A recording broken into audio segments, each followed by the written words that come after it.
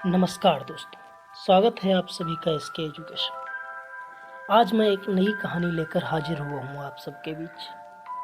पश्चाताप। कल रात की एक घटना ने मेरी जिंदगी के कई पहलुओं को झकझोर कर रख दिया। यह एक ऐसी घटना थी जिसने न सिर्फ मेरे दिल की गहराइयों से छुआ, बल्कि मुझे यह एहसास दिलाया कि मेरे या हमारे रिश्तों की अहमियत क्या है, खासकर उन रिश्तों की जो हमें जीवन में सबसे ज्यादा सबल और सुरक्षा प्रदान करते हैं। करीब 7 बजे का समय था जब मेरे मोबाइल पर अचानक कॉल आ गई। फोन उठाते ही दूसरी ओर से किसी के रोने की आवाज सुनाई दी।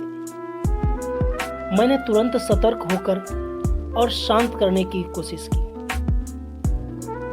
और पूछा, भाभी जी आखिर हुआ क्या है? भाभी जी की आवाज में घबराहट थी। उन्होंने बस यही कहा, आप कहाँ हैं और कितनी देर में यहाँ आ सकते हैं?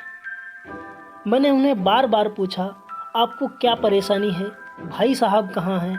माता जी कहाँ हैं? लेकिन उधर से बार बार बस यही जवाब मिलता रहा कि आप जल्दी से जल्दी आ जाइए।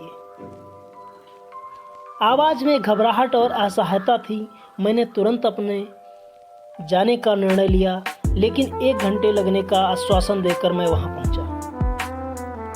जब मैं उनके घर पहुंचा तो मैंने देखा कि मेरे मित्र, जो कि एक जज हैं, अपने घर के एक कोने में चुपचाप बैठे हैं। भाभी जी रो रो कर बेहाल थी। उनका 12 साल का बेटा बेहद परेशान नजर आ रहा था और 9 साल की बेटी के चेहरे पर चिंता के बादल छाए हुए थे। मैंने तुरंत भाई साहब से पूछा, आखिर बात क्या है? लेकिन उन्होंने कोई जवाब नहीं दिया। तभी भाभी जी के सामने कुछ कागजात रखे थे और रोते हुए बोली, देखिए ये तलाक के पेपर हैं, ये कोर्ट से तैयार करवा के लाए हैं और मुझे तलाक देना चाहते हैं। कहानी तो सचमुच हैरान कर देने वाली थी। मैंने हैरानी से पूछा, यह कैसे हो सकता है? इतनी अच्छी फैमिली है, 2 बच्चे हैं, सब कुछ सेटल है, यह मजाक तो नहीं। लेकिन जब मैंने बच्चों से उनकी दादी के बारे में पूछा तो बच्चों ने बताया कि पापा ने उन्हें 3 दिन पहले नोएडा के वृद्धाश्रम में शिफ्ट कर दिया। कहानी का ट्विस्ट दोस्तों यहीं से आरंभ होता है। मैंने तुरंत स्थिति को समझने की कोशिश की और भाई साहब से बात करने का प्रयास किया। मैंने नौकर से कहा, मुझे और मेरे भाई साहब के लिए एक चाय लेके आओ। भाई साहब चाय पीने से मना कर रहे थे। मेरे बार बार कहने पर वो चाय पीने से मना कर रहे थे। कुछ ही देर में मासूम बच्चों की तरफ फुट फुट कर रोने लगे और बोले, मैंने 3 दिन से कुछ भी खाया और पिया नहीं है। मैं अपनी 61 साल की माँ को कुछ लोगों के हवाले करके आया हूँ। उन्होंने रूढ़े हुए गले से बताया, पिछले साल से उन्हें घर में माँ के लिए इतनी मुसीबतें हो गईं कि भाभी जी ने साफ साफ कह दिया कि ये उनकी देखभाल नहीं कर सकती। बच्चे भी उनसे बात नहीं करते थे। नौकर तक अपनी मनमानी करने लगे थे। माँ रोज़ मेरे कोर्ट से लौटने के बाद रोती रहती और मेरा इंतज़ार करती, अपने दुख की दास्तां सुनाने के लिए। उन्होंने बताया कि एक दिन माँ ने कहा, बेटा तू मुझे ओल्ड एज होम में शिफ्ट कर दे। मैंने बहुत कोशिशें की पूरी फैमिली को समझाने की, लेकिन कोई माँ से सीधे मुंह बात ही नहीं करना चाहता था। भाई साहब ने दर्द भरे लहजे से बताया, जब मैं 2 साल का था तब पापा की मृत्यु हो गई थी। माँ ने दूसरों के घरों में काम करके मुझे पढ़ाया और इस काबिल बनाया कि आज मैं जज हूँ। लोग बताते हैं कि माँ कभी दूसरों के घर में काम करते वक्त भी मुझे अकेला छोड़कर नहीं जाती थी।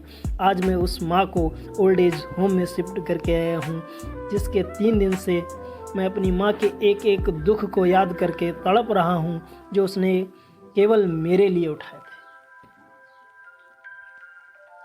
उन्होंने और भी बहुत कुछ बताया, जिससे माँ का संघर्ष, उनका त्याग और उनकी असीमित ममता शामिल थी। भाई साहब की बातों से मुझे गहराइयों से झकझोर दिया था। वे लगातार रो रहे थे और बार बार कह रहे थे, जब ऐसी माँ के हम नहीं हो सके, अब अपनी बीवी और बच्चों के क्या होंगे।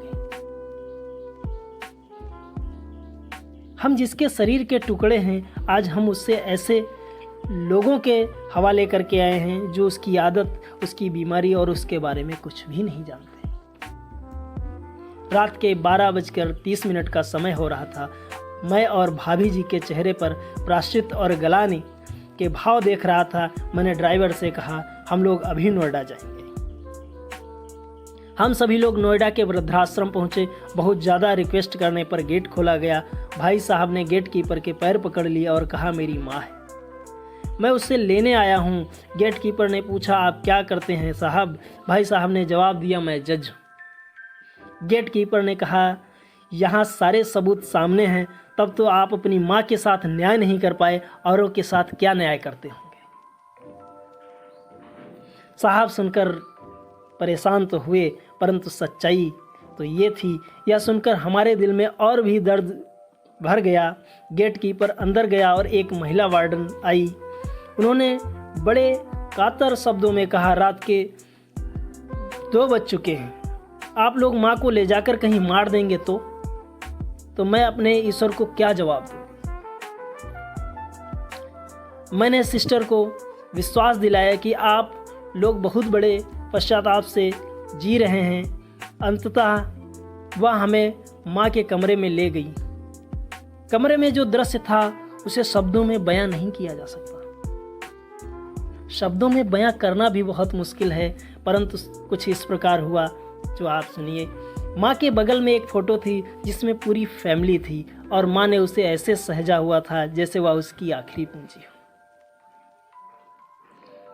जब हमने माँ को बताया कि हम लोग उन्हें लेने आए हैं तो पूरी फैमिली एक दूसरे को पकड़कर रोने लगी। आसपास के अन्य बुजुर्ग भी जाग गए और उनकी आंखों में आंसू आ गए। कुछ समय बाद चलने की तैयारी हुई। पूरे आश्रम के लोग हमें विदा देने बाहर तक आए। रास्ते में भाई साहब और माता जी अपने पुराने रिश्ते की गर्मी को फिर से महसूस कर रहे थे। घर पहुंचते पहुंचते करीब 3:45 का समय हो चुका था। भाभी जी अब सब कुछ समझ चुकी थी। परिवार की खुशियां असली चाबी क्या है।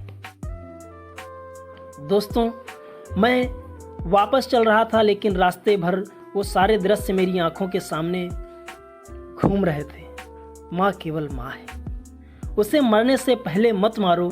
माँ हमारी ताकत है, उसे बेसहारा न छोड़ो। अगर वह कमज़ोर हो गई तो हमारी संस्कृति की रीढ़ कमज़ोर हो जाएगी। अगर परिचित में किसी परिवार में ऐसी समस्या हो तो उसे आप यह ज़रूर पढ़ाएं, बात को प्रभावी ढंग से समझाएं।